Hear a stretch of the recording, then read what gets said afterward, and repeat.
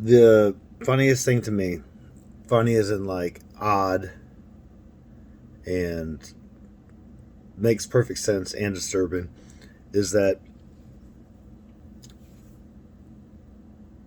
and I got through this when I was talking about like how devil worship doesn't exist. You know what I mean? Where are the books? Where's the author? Where's the founder? How do you trace it to anything and anybody in particular other than just like a bunch of like, you know what I mean? It's like the Necronomicon that actually is attributable to nobody. There's no mad Arab that wrote that.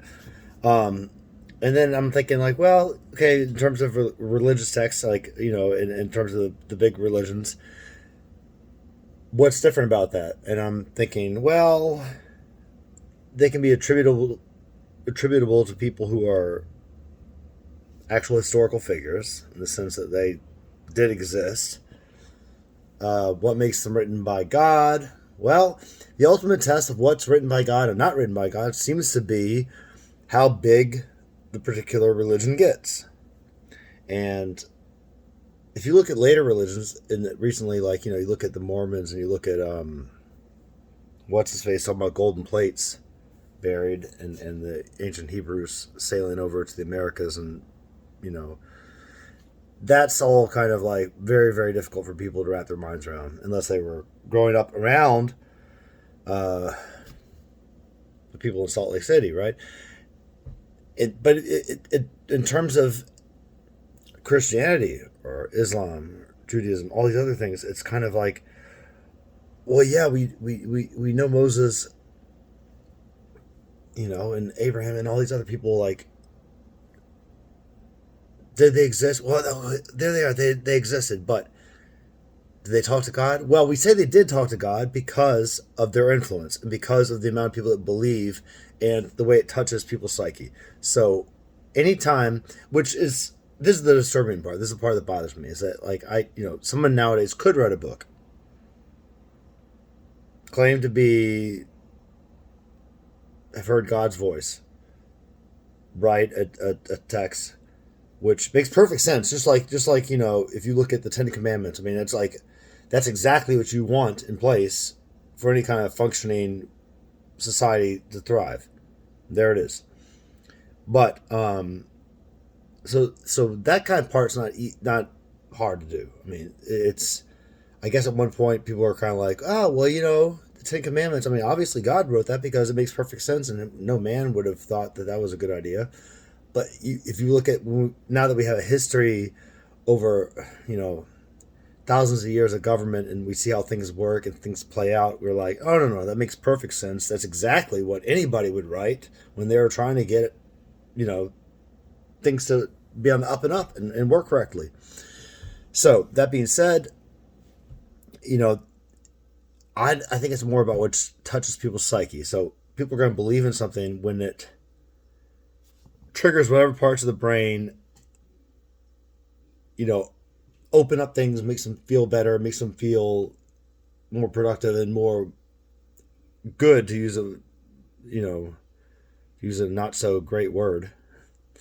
But yeah, that's kind of the thing about it. It's sort of like there's when people pray, there are certain parts of the brain that light up and function better, and there's healing properties apparently. And people are like, "Oh, that's evidence of God." But which particular God? Because it's just praying, right? It's not praying to a particular God. It could be praying to anybody. So if you're praying to anybody, that's not so great for saying your religion is the best, right? Because if it's a God of this and God of that and God of that, and it all works exactly the same, then what are you going to say? It's all the same God? You could. But then again, you say it's all the same God. Now suddenly you're left with what we have nowadays, which is just like this piecing together of things and like what works for me. What parts of religion, like nowadays you have people taking all kinds of things from Eastern religion and Buddhism and applying it to their lives and saying it's fine because it's whatever works for me and it works. And there's and yogis and we look at all this, okay, it's great and it works. But at the same time, now what? Now you've got like just like a bunch of people getting help from what is essentially a pop. pop psychology or pop self-help type phenomenon. Whereas it's like a little tips and tricks, basically. It has nothing to do with history. It has nothing to do with anything other than the fact that like people are getting like tips and tricks to trick their brain and to be more productive and more happy and more successful and feel better and more grateful. You know? The whole thing kind of dissolves at that point. Unless you say, well, it's all God orchestrated. Well, that's fine, but now there's no religion. If you're saying God's and all the religions are being equal and there's something to take from each of them, now all of a sudden you don't really have much to kind of bind people together, and the idea of worship and the church and everything else kind of falls to the wayside. And now all of a sudden it's all about authors and capitalism and making money off of the newest revelation in book form, kind of like a meta-analysis of the things that work for belief-minded folks. Kind of sad. If I don't articulate myself well, no one understands what I'm talking about normally. I would love for someone to understand what I just said, because I believe I did. I put it together exactly the way I meant it, but either someone doesn't want to hear it, people don't want to hear it, or they don't like me, or I'm being obtuse.